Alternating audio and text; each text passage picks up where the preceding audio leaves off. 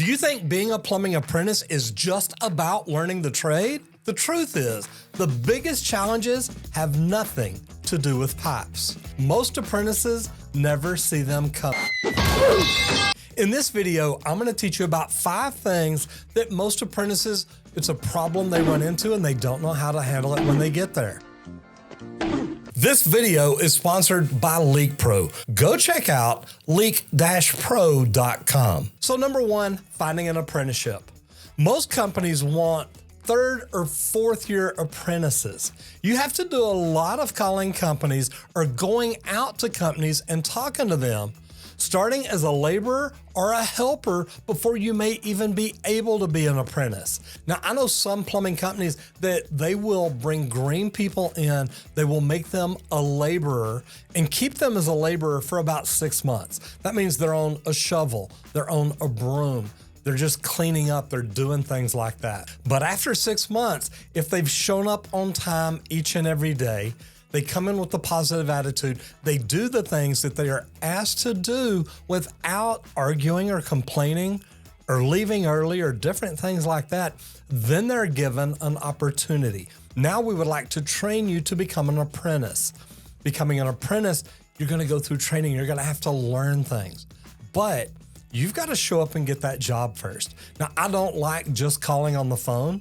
I believe you get up, you dress nice, you walk into an office, you fill out an application, and you let them see you. You talk to them, you let them know you're interested. And then it's not just about the follow-up, but the follow-through. Don't just call back 1 week later and say, hey, did you decide to hire me? Well, if they had, they'd have already called you. You keep calling back. You go back down there. Go back down a month later, go back down a week later and say, hey, look, I'm Roger. I don't know if you remember me. I applied for a job a week ago. I really want to go to work for y'all. I was in the neighborhood and just stopped by to check to see if by any chance y'all might be looking for somebody. You show me somebody with that kind of attitude, that kind of perseverance, they don't give up, guess what? I'm probably going to hire them. Number 2, getting your hands on tools. Because you're green, they don't necessarily start you out using tools because those can be dangerous. What you've got to understand is you need to get trained on each and every tool to know how to use it. Now, a lot of this training, well, you can go to YouTube. You can literally watch videos on how to use the tool. Hopefully, whoever's making that video teaches you a safe way to do it. Something's not right. But if you're ever given a job by a journeyman and he says, hey, look, I need you to do this, I need you to do this. If it involves a tool you've never used, do the smart thing here. Say, hey, look, I've never been trained on this tool, but I want to do this. So if you will show me the right way to use this tool, I really would appreciate it. Now, some journeymen may get upset about it, but to be honest, that doesn't bother me. I would rather know I'm using this tool right and safely in order to get the job done. Don't think just because you know how to use it now, you can take shortcuts that are unsafe that maybe get you or someone else hurt. Number 3, working on your own. So you've learned skills now, but are you good enough to be put out on your own? I remember I had probably been in plumbing for about 1.5 years and I'm driving to work one day and it's like it clicked. Just all of a sudden, and I kid you not, I remember right where I was, driving down the road, it all made sense. And we didn't have YouTube back then. If you wanted a book to study, you had to go to the library, which is a brick building. Never mind, we'll talk about that later. That's why I think the hours need to change, but that's a whole nother video. But here's the thing. Just because you've learned skills, can you be trusted enough to do it right each and every time once you're out on your own? After going in that day, I remember coming in and I was told, hey, grab the saw and do this and cut some stakes because we were doing an underground rough-in on a new building, but we had already done this before. So, I mean, I knew what to do. And I remember looking at the superintendent, I said, look, I know how to do that, but instead of doing that, can I go ahead and start topping out this next building?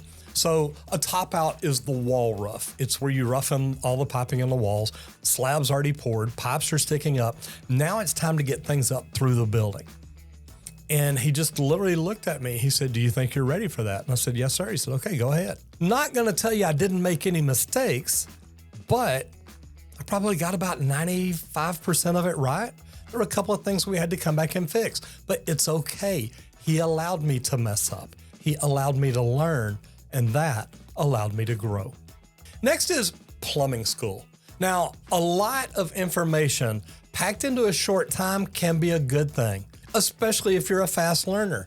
If you're not, it can be overwhelming. It can be like drinking water out of a fire hose. Now, there's a big difference in classroom versus job site skill. Classroom is great, and I love it. I used to be an instructor in the union, so I understand the benefit of having students in a classroom, sitting down, learning together, asking questions, because what one person asks, probably 10 more are thinking, or job site skills. Now, the union, PHCC, there's a lot of them that are set up that have amazing classroom training. But the thing is, you need the job site skills too. So make sure whatever you're doing, you're getting a combination of both of it. Classroom skills are great, but don't think that you're going to learn everything you can in a classroom to just walk out and be the next amazing plumber. Because trust me, it really doesn't work like that. You've got to learn your way around a job site, just like you learned your way through the book in the classroom. And last but not least, find a balance between the journeyman and you. And what I mean is, in the beginning, you're going to be working with a journeyman. You've got to find out what his wants and needs are. What does he want from you? Does he want you to keep the area clean? Does he want you to keep materials ahead of him? What does he want from you? And think about this, as you're growing in the trade, when you become a journeyman, what are you going to want from your apprentice?